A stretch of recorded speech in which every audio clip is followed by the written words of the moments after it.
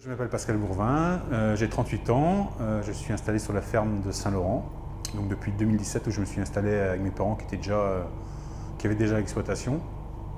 Donc notre exploitation est une petite ferme de 40 hectares et nous avons plusieurs productions sur l'exploitation. Nous avons des vaches laitières que nous trayons uniquement pour donner le lait à nos veaux et nos porcs. Et donc nous faisons du veau de lait, du porc sur paille et de la volaille de plein air que nous commercialisons 100% en vente directe, après les avoir transformés ici dans notre laboratoire à la ferme.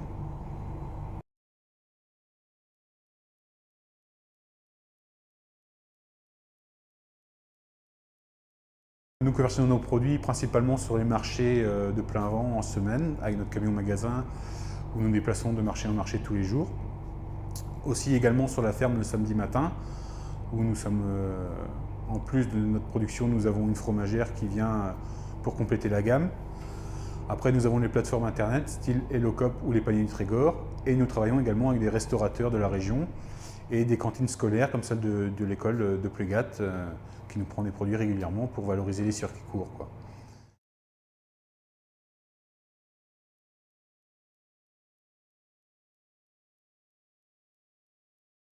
Les principales difficultés depuis l'installation en 2017 sont des contraintes administratives qui sont assez lourdes et qu'il faut respecter.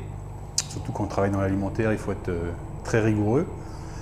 Après, c'est tout ce qui est contraintes environnementales qui sont intégrées aussi dans la conduite de l'exploitation au quotidien.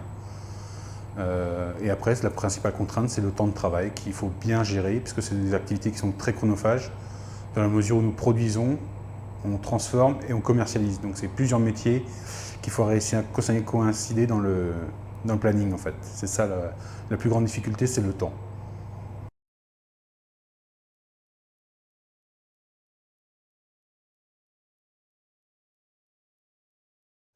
L'avenir, on est confiant, on est sur des créneaux qui sont porteurs. Les gens retrouvent un intérêt à cuisiner, à retrouver des produits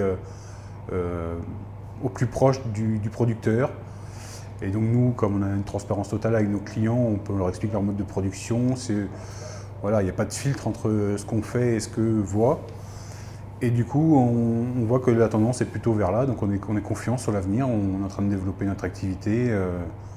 Voilà, on est satisfait des perspectives qui s'annoncent si les tendances restent comme elles sont.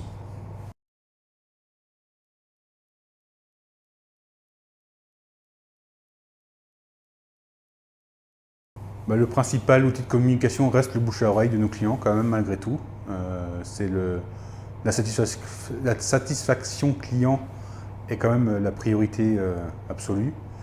Un client satisfait va nous conseiller à ses amis, donc voilà, c'est notre principal moteur. Ensuite, on utilise beaucoup les réseaux sociaux, on est sur Facebook qui marche très bien, qui nous permet de communiquer rapidement et diffuser des informations au fur et à mesure des productions, lancer des nouveaux produits, annoncer où nous sommes, sur quel marché, qui est un outil de communication qui est assez simple et accessible et très efficace.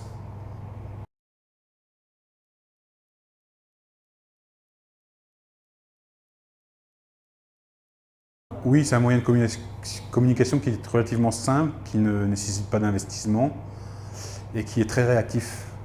Voilà. On n'a pas de site internet parce que ça demande beaucoup d'énergie pour le garder vivant et le stimuler, le référencer. Donc on préfère l'outil Facebook et les pages Google qui sont beaucoup plus simples et qui sont très accessibles. Et prioritairement, c'est là que les gens recherchent. C'est notre créneau là.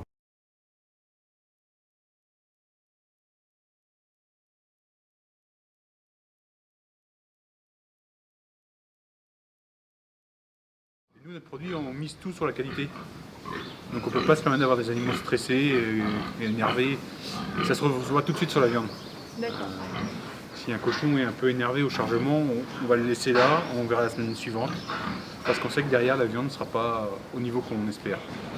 On travaille avec l'abattoir de l'Agnon, qui est un abattoir municipal de taille modeste, qui travaille bien. Donc ça nous permet d'aller très vite aussi à l'abattoir, en une demi-heure ils y sont, quoi. Donc il n'y a pas de stress au transport. Et on les charge le matin, ils sont envoyés à l'abattoir, ils sont abattus quelques minutes après être arrivés à l'abattoir, donc il n'y a vraiment aucun stress.